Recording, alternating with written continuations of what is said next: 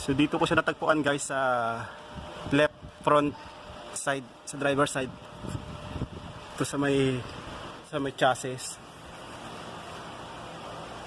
Kasi itong wire na to pupunta sa itaas, sa fuse box.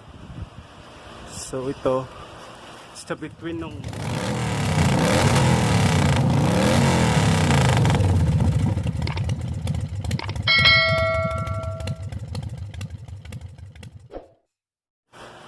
guys, Chevrolet Tahoe 2018 model, V8 engine, gasoline.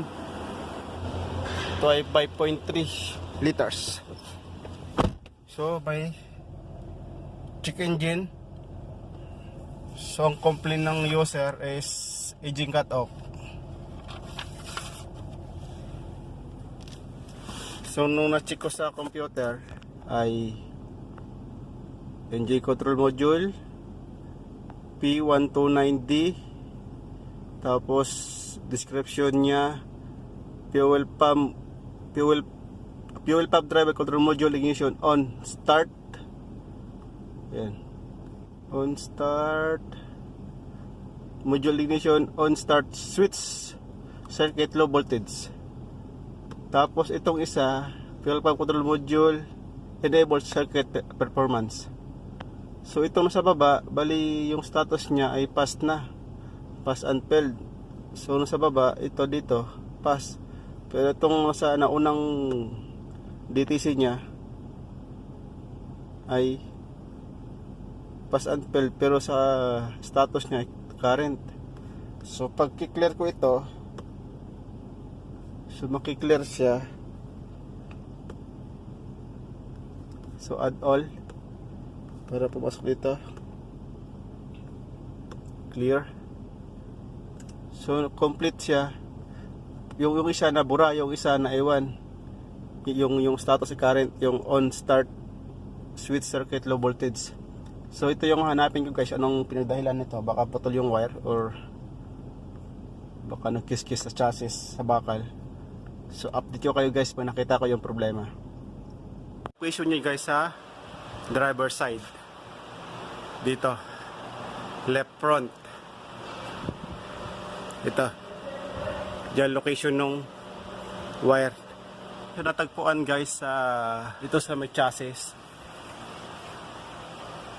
Kasi itong wire na to pupunta sa itaas, sa fuse box. So ito sa between nung yan, between nung ano ba tawag dito.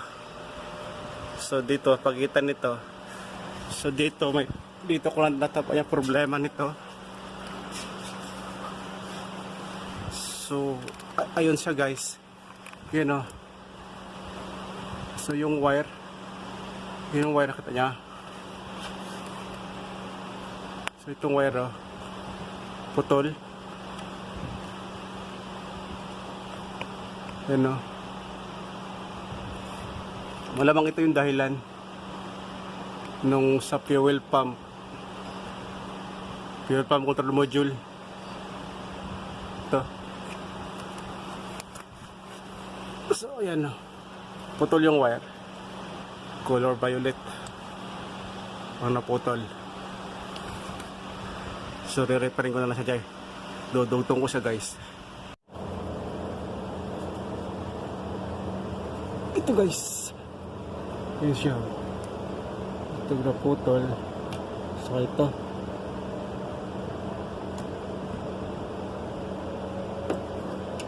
sabihin dati ng repair.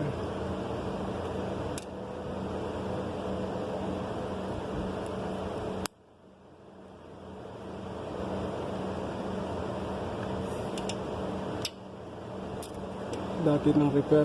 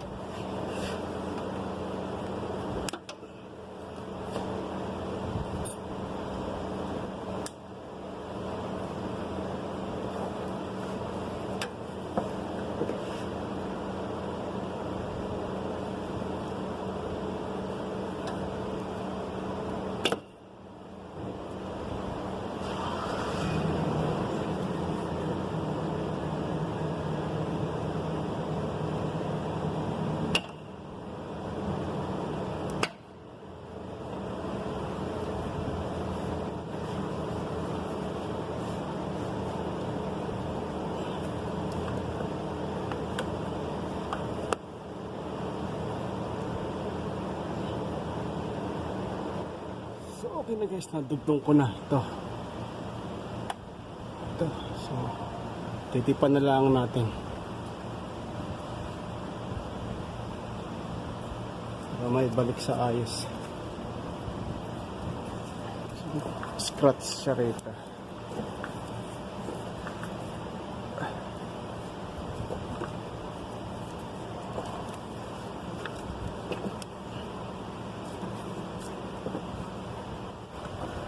So okay na.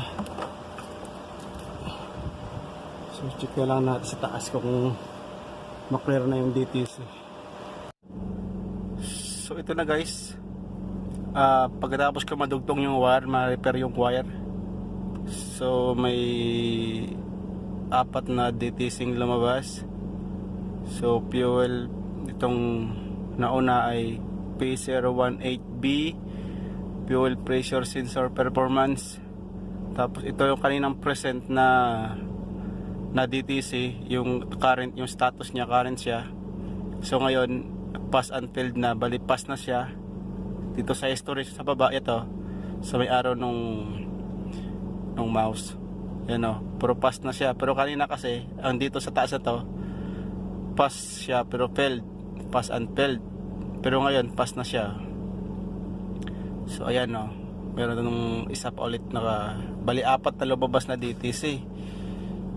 So itong fuel pump control module enable, saka itong fuel pump control performance. So may tama din kasi ang fuel pump niya, kaya lumalabas tong fuel pressure sensor performance. So hindi ko pa siya napalitan ng fuel pump, may order ka pa ng fuel pump ito. So ito muna yung inuna kong reparin, itong fuel pump driver control module ignition, yung on start na to, switch circuit low voltage. So ito guys, try natin i-clear natin ito. So pag mawala. So meron din kasi siyang engine light kanina kasi yung pag-clear ko nito, nawala yung engine light. Tapos pag off ko ng engine, pag start ko ulit, lumabas ulit yung engine light. So ito ngayon, try natin i-clear. So clear natin itong DTC nya, yung diagnostic trouble code. So ito na guys, nawala na, na-clear na.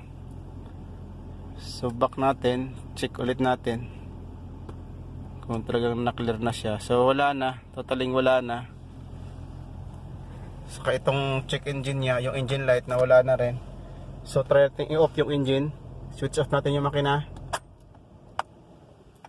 So start natin. So ayun na, okay na guys, nawala na yung, hindi na bumalik yung ilaw, yung engine light. So yun lang ang problema, yung naputol yung wire na yun, dun sa may ilalim. So dito sa wala na rin So refresh natin. So okay na guys, problem solved na. Okay na guys, don't forget to subscribe, click the bell button for notification, share, like and comment.